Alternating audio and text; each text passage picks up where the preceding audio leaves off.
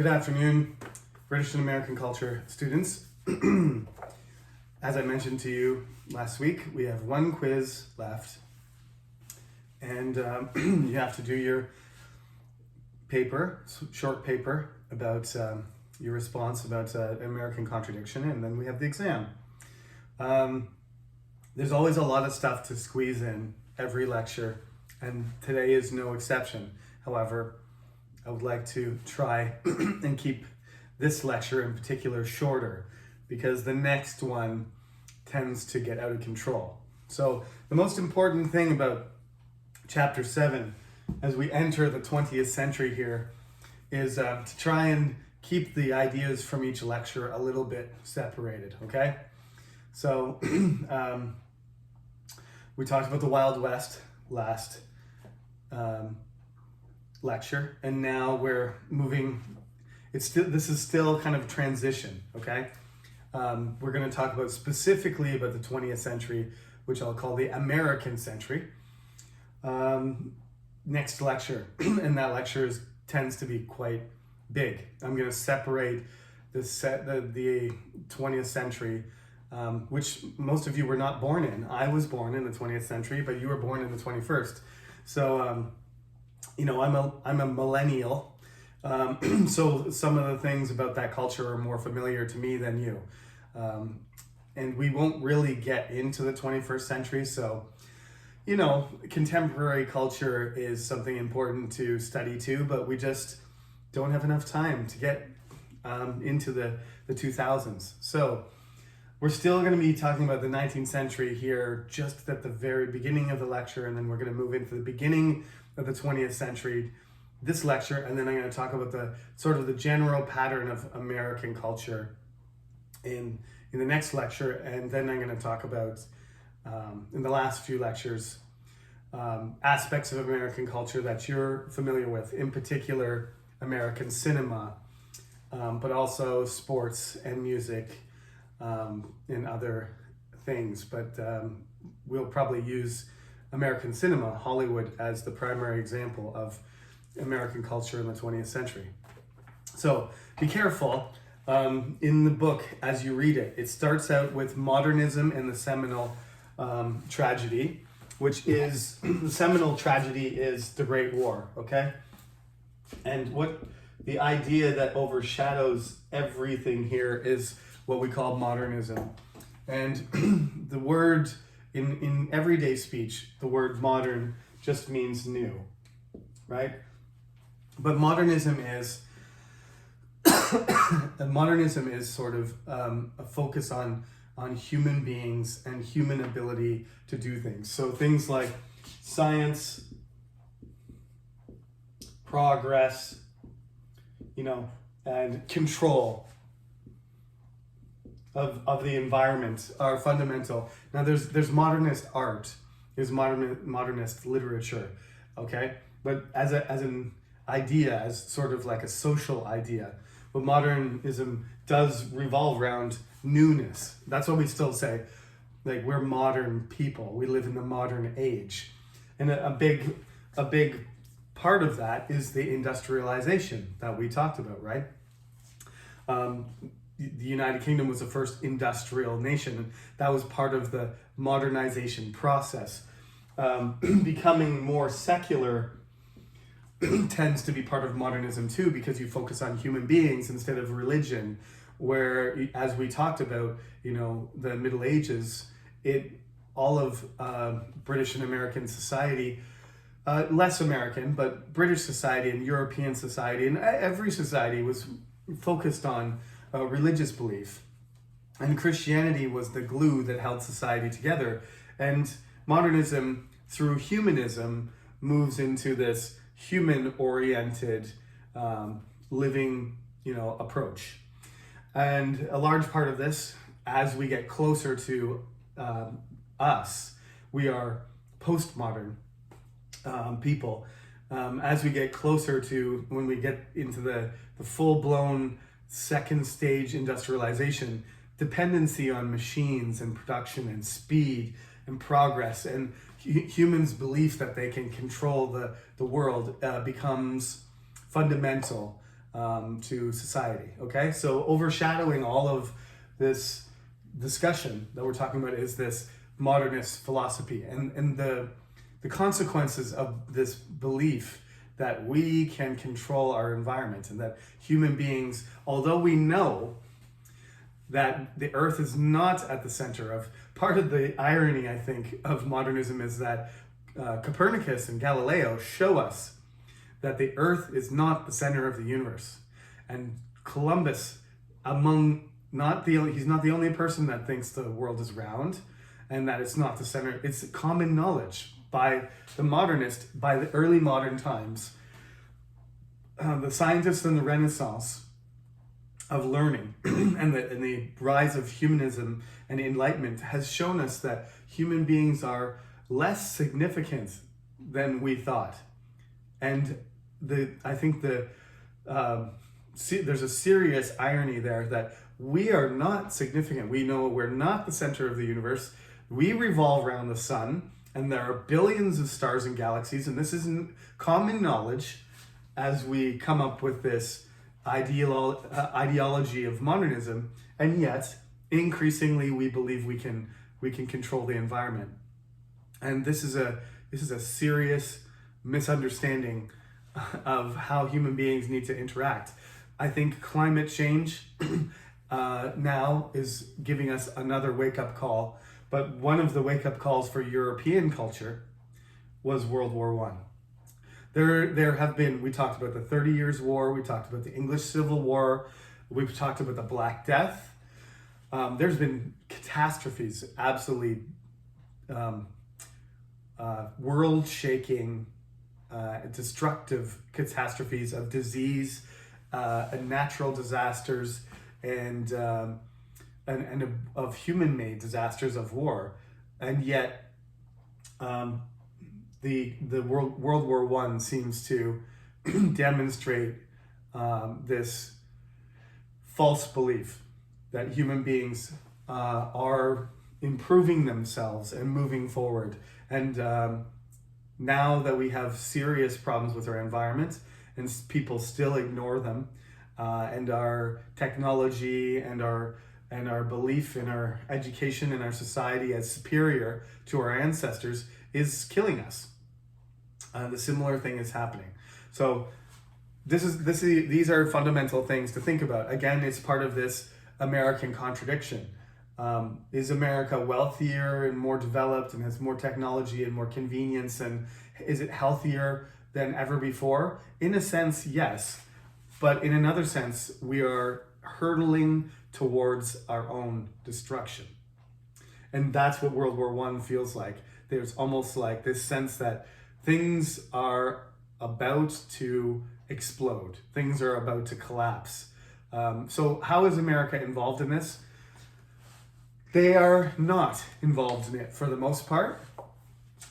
This is the way I explained it already. George Washington, in one of his speeches at the end of his presidency, advised that America should stay out of European affairs because that European culture is based on conflict, and that the endless wars of Europe is not something that the United States should be involved in.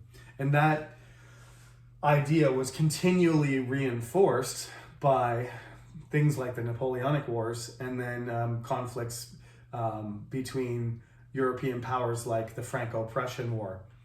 So throughout the 19th century, the United States stays out of it. However, at the end of the 19th century, the United States has expanded to its limit. They have Alaska. Canada has expanded to north of it. South is Mexico.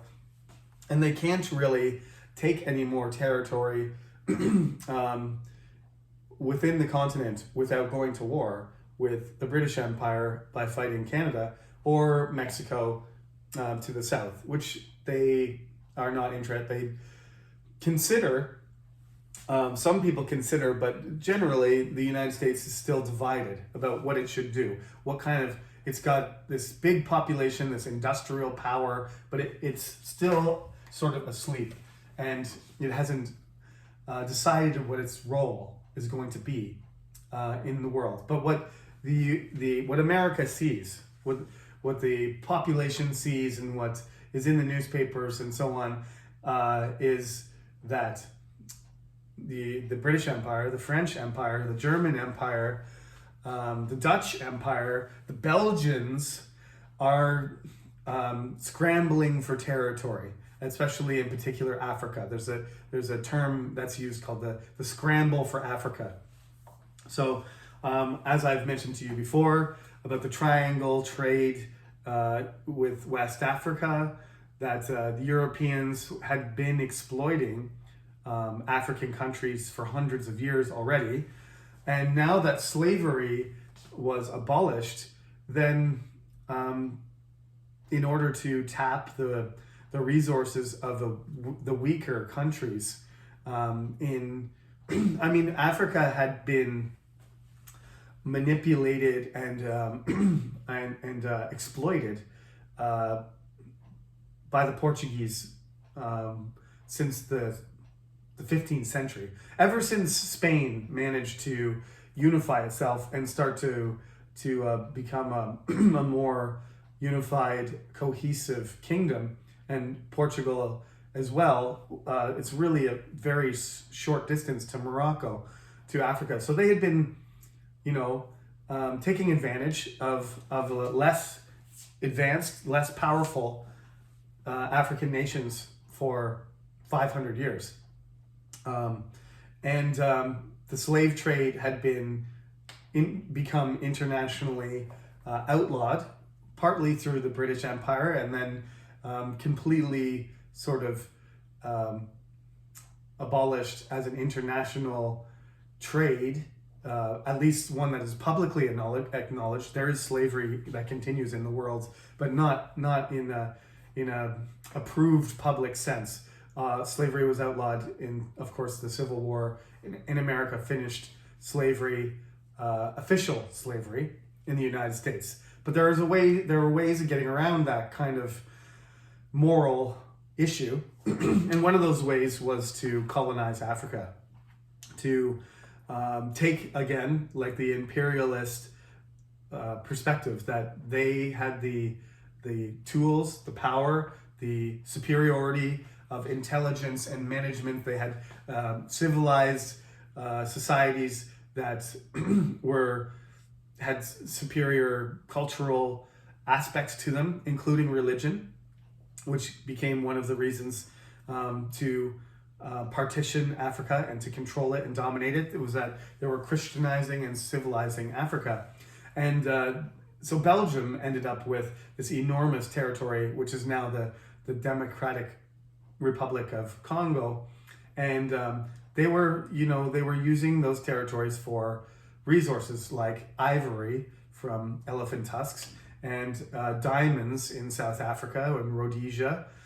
And so they basically divided Africa up amongst the different European powers. And like I said, Belgium's a tiny country. Why are they in control of this enormous population and ancient culture of the Congo in sub-Saharan Africa? Well, that's because there is this belief in superiority, the superiority of human beings that have used science and technology and progress and education to make themselves superior. And so they believed that they were, in some sense, obligated to rule over the Africans. The Americans were not involved in this, thank God. But I mean, it doesn't really matter whether they were or not, but they sort of had a sense that they were missing out. Like they should be. Belgium has this overseas territory from which it can gain wealth and power, and the United States doesn't. So there started to be a sort of 100 years later, after George Washington, and of course, the United States has this contradictory relationship with imperialism, because their main, the ostensible cause for them to become independent was to break away from it. They're not supposed to become an empire because they would be becoming what they rejected, right? They broke away from the British Empire to establish a republic. And then if they started to become an American empire, they really would be the worst kind of hypocrites. So there's an aversion for the term imperialism, but that doesn't mean that they didn't desire the same sort of influence, the same sort of power. So when the Spanish, and the Spanish are still an imperial power, which they've lost control of South America and all of their territory except for Cuba and a few other places, the Philippines. And they've lost control of South America and Mexico by this point, but they control Cuba, and they send their military to suppress a rebellion. And the Americans don't like anybody messing with Cuba. Cuba is what is, I think, the proper pronunciation, but we call it Cuba. Americans really dislike anybody messing with Cuba because it's so close to Florida. And when the Spanish start suppressing this rebellion, they tell them to quit it, get out of there, and the Spanish don't. So then the Americans get all fired up, and then they have a war, the Spanish-American War. And they help the Cubans gain their independence from Spain, and then they also fight against Spain and the Philippines, and the Americans take control of the Philippines as well. But they don't absorb Cuba or the Philippines into the American Republic. There's a lot of reasons for that, but fundamentally they don't really want an empire. They want to have power and influence over overseas territories, but also they're still basically racist. So they don't want a whole bunch of black Cubans. They don't want to make Cuba a state, and they don't want Filipinos. They don't want millions and millions of Filipinos making the Philippines into a state. So it just becomes sort of an American protectorate, because they don't want them voting and they don't want them in their system because they're still basically racist. It's a very complicated story, but that's fundamentally what it is that this emergence, this waking up of America ends up being somewhat similar to the way that the European powers themselves behave. And it's not surprising because, as I told you, slavery is abolished and millions of African Americans are freed, but they are treated as second-class citizens. They're intimidated and threatened, and they're not able to vote, and they're not treated like a white citizen would be treated.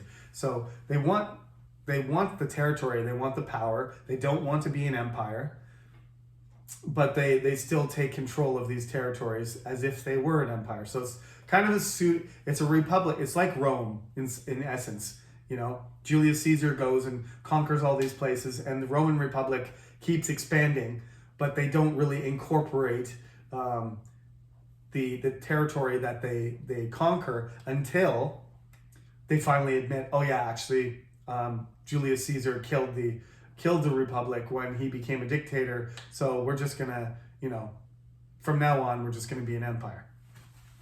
The United States never fully transitions into an empire, which is, I think that's a good thing. That's an important distinction to make, that there still is an American republic, and it still continues to be maintained, even though there has been many cases, including January 6th, last year's attempted overthrow of the government, which failed, and they're still dealing with a lot of anti-democratic and threatening authoritarian sort of ideas. But the fact is, the United States is the longest continually operating democracy in the world, 46 presidents, which we have to be impressed by.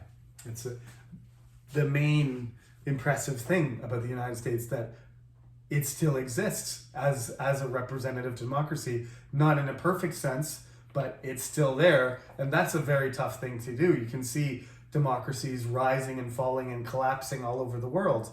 And for them to continue to maintain that tradition is very, very rare, unprecedented There's no other country that's been able to do that. Even the French, when they created the Republic, then it's replaced by the monarchy, and then it's a Republic again, and then there's Napoleon III, and then it's a Republic again.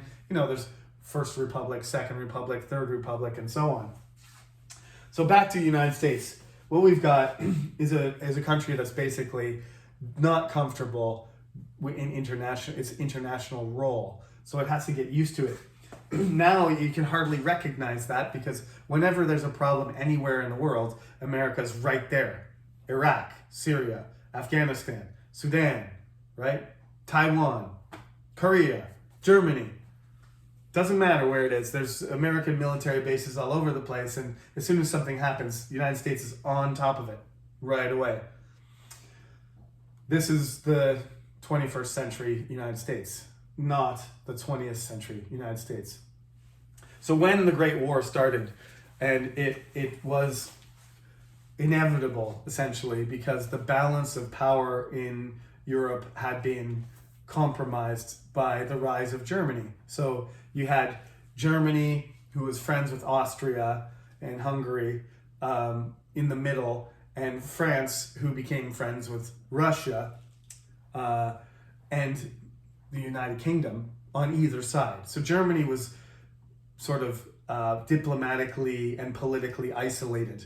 And so they were linked to, you ended up with the Central Powers, right, and the Triple Alliance. Triple Alliance was Russia, the British Empire, and the French Empire. You got three huge, powerful empires on either side of Germany, and you have the Austro-Hungarian Empire, which is getting weaker, and Germany, which is getting stronger and stronger. And basically, everybody's threatened by Germany, and Germany's threatened by everyone.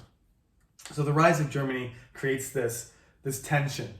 And then part of the Austro-Hungarian Empire, the country which is now Serbia, the Serbians decide they don't want to be part of the Austro-Hungarian Empire anymore. And when Archduke Ferdinand visits Sarajevo, a young terrorist, protester, activist, depending on whose side you're on, kills the Archduke of Austria. And so Austria declares war on Serbia, and which is in their empire, so they say it's within their rights. But Serbia is close, it's a Slavic country, Slavic language, and they are closely related and diplomatically connected to Russia. So if Russia says, if you attack Serbia, we're going to attack you. And then Germany says, if you attack Austria-Hungary, we're going to attack you. And then France says, if you're going to attack Germany, if you're going to attack Russia, we're going to attack you. And then Germany says, fine, then we're going to attack you first. And we're going to go through Belgium to attack you. And then the United Kingdom, the British, says, if you go through Belgium, we're going to attack you, Germany. And all of those things happened in a domino effect, all of those things. You don't have to remember that. But that is how it went. It was like, there's some famous pictures. One of my favorite ones is, it's like a bar fight, you know, and there's this big German guy and there's a big Russian guy, and they're yelling at each other and threatening each other. And then like the fight breaks out, and, you know, Serbia punches Austria, and then Austria punches Serbia, and then Russia punches Austria, and then Germany punches Russia, and finally everybody's punching each other. So this rise of Germany, this powerful state that didn't exist until 1872, 1871, sort of upset the balance. And that's why we have the European Union now, because there was two world wars based on the tension between France and Germany. So what they really need to do is make sure that France and Germany were not enemies, but that they were on the same team. And that's why the European Union was created. And that's why France and Germany are the leaders of the European Union, so that we don't have World War III in Europe. The Americans initially didn't become involved. They do jump in at the end of the war, but the war is from 1914 to 1918, and in 1914 they stay neutral. it's a self-interested move because they don't want to fight, but it's also because economically they're benefiting by producing equipment and food and sending it to both sides. So Germany and the British Empire and the French Empire are buying things, huge amounts of supplies, which in the 1900s, there was a kind of a small depression, and this economic boost was great for the American economy. Morally, not a great thing to take advantage of. Millions of people killing each other in Europe, but economically it was a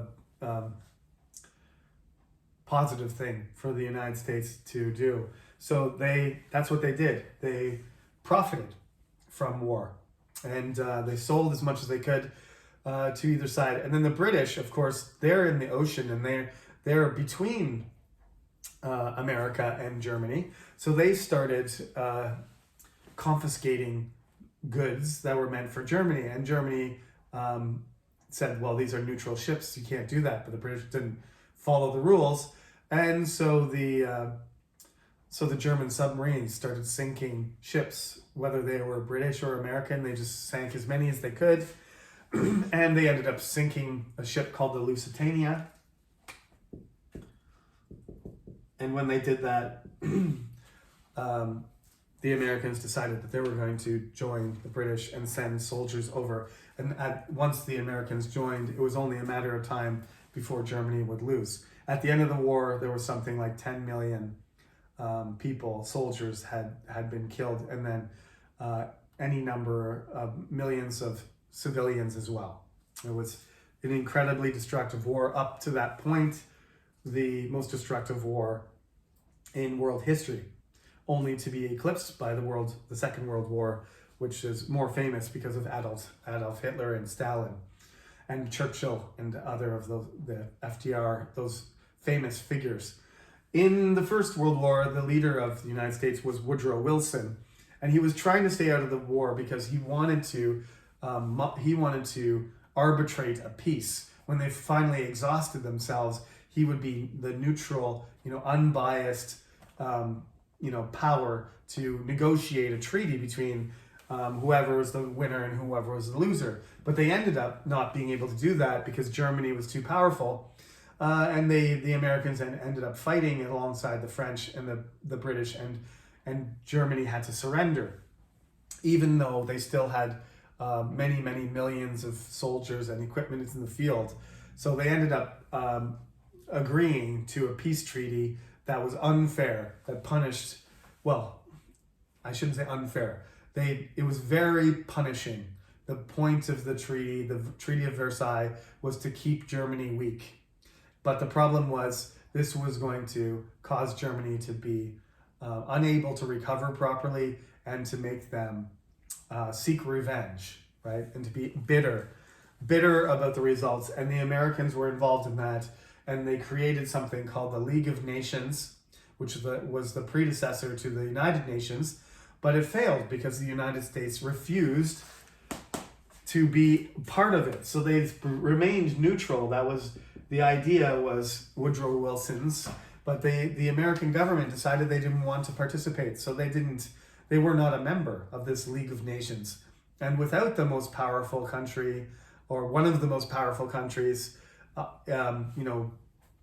sort of negotiating between France and Germany and the United Kingdom, and then Japan started being aggressive in the Pacific, taking over Korea and then attacking China. There wasn't really anything the League of Nations could do. It was just a council where they would just discuss all the problems. And Japan ended up saying, well, we're not going to listen to you. You imperialist countries do whatever you want, and you don't listen to us, so we're not going to listen to you. And Japan walked out, and there was nothing they could do. So this sets up, the conflict of World War II. It's an unfinished business in some sense. The Great War, World War I, is just, it's a good name for it because it's kind of all connected, and it ends up being one big war.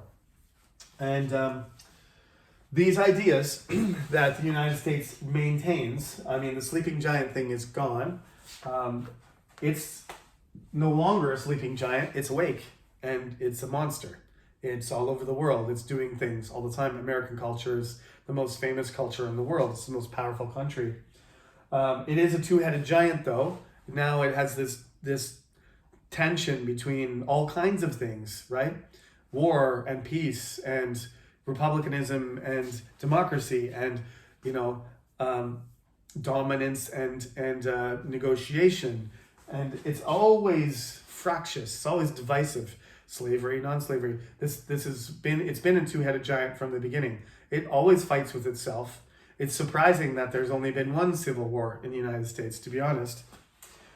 This idea of the Puritans landing in Plymouth and the Pilgrims believing that they are the beacon, they're going to create this new society that's going to be like a city on a hill that all other cultures and people will look up to. Like I said, special status in the United States. This idea still exists. We are like a city on a hill. It's from a famous sermon that was preached by an early pastor in the United States. And of course, excuse me, and of course, more recently, being the leaders of the free world, that was George W. Bush Jr.'s rhetoric that he used for invading Afghanistan in Iraq, is because we are the leaders of the free world and we're protecting democracy. Again, two-headed giant contradiction. They're protesting the war and they're doing the war and they're saying they're promoting freedom, but there's a lot of people in jail in the United States. It's a very oppressive society for some groups. So these ideas have continued have consequences in a real life of American people. So they're fundamental to understanding American culture. Now, next lecture, we'll do the American century, 20th century, and I'm going to talk about Hollywood, and then we'll see how much time we have left after that. But that'll be all the material for quiz number 6. And I won't sneak any new, any extra questions in there. The Civil War, because I added a couple questions on the last quiz, don't worry about the Civil War. It'll just be the American frontier and the 20th century stuff for quiz number 6. Anyway, thank you for listening and have a good week. I'll talk to you again on Friday.